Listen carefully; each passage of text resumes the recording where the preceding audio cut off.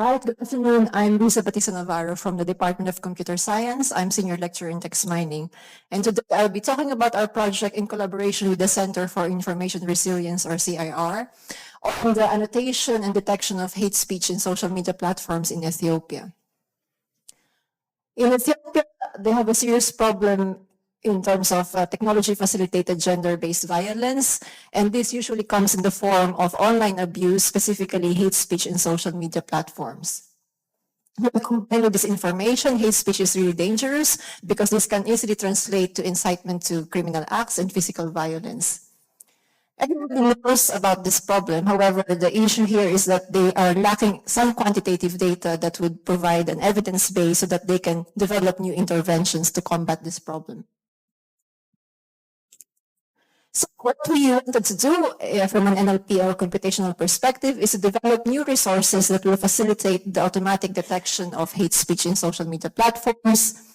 And the challenge, which is quite unique to Ethiopia, is the fact that the languages that they use are low resource and minority languages. So that means that they don't have a lot of data sets to help us in training NLP models. So what we did as part of our project is to first develop an annotation scheme or framework for capturing the different targets and types of hate speech. Secondly, to develop a dictionary or lexicon of hate speech-related keywords. And finally, to develop a data set or a corpus of social media posts annotated according to the hate speech annotation scheme. The scheme essentially captures the definition of hate speech which applies to Ethiopia, which is the language which is targeting specific individuals and groups with protected characteristics. Our annotation scheme essentially has three dimensions. Firstly, for capturing the targets of hate speech, and this can be in terms of different gender groups, ethnicities, races, disabilities, religion groups. And in terms of hate speech, it can range from insults through to threats or serious threats. And the nature of hate speech, you have direct language, as in kind of abusive, offensive, and aggressive, but you also have the more subtle or indirect kind of language, which is more using a stereotype or ironic language. In developing a dictionary or a lexicon of keywords, we ended up with more than 2,000 keywords in this dictionary, and they're drawn from 4 languages: English, which is an official language in Ethiopia, and 3 native languages, namely Afan Oromo, Amharic, and Tigrinya. With those keywords, we were able to retrieve social media posts from X, Telegram, and Facebook, which are presumably containing hate speech based on those keywords. And we had to pre-process them and do a lot of filtering, actually, because we got millions of them, and obviously we cannot annotate millions of data points. So we have a subset that we then sampled some social media posts from, and we put our annotation scheme, the one that I described earlier, to identify the gender group, the ethnic group, and so on, which are targets of hate speech, and also the type of hate speech and nature of hate speech that applies.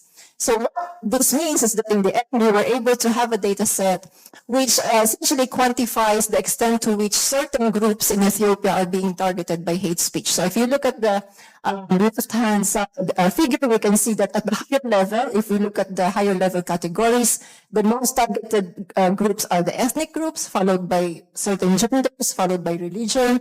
If we drill into specific subcategories, we can see that the most targeted subgroup really are women, followed by ethnic groups, namely Oromo and Amharan.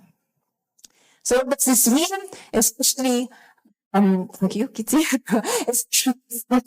We were able to confirm some insights.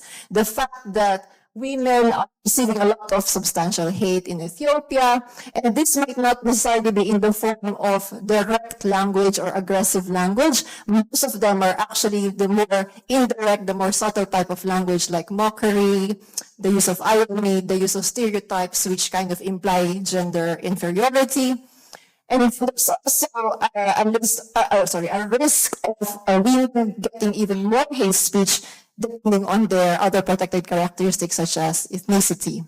So what this means really is that we were able to use this data set and these findings to inform the creation or the production of a recommendations paper, which was co-written with stakeholders in Ethiopia, covering recommendations across 7 policy areas in Ethiopia. We haven't been on evaluating LLMs. How well can they detect automatically hate speech in Ethiopian languages? And also, to what extent can we manipulate them to create hate speech or to write hate speech themselves? So if you're interested, please have a look at our papers. And if you have any questions, I'd be happy to address them. Please get in touch. I just want to say that I'm also proud of the fact that we have an ongoing PhD studentship funded by Africa Futures in FSE, and that's looking at developing multilingual models for detecting hate speech in Ethiopian languages. Thank you very much.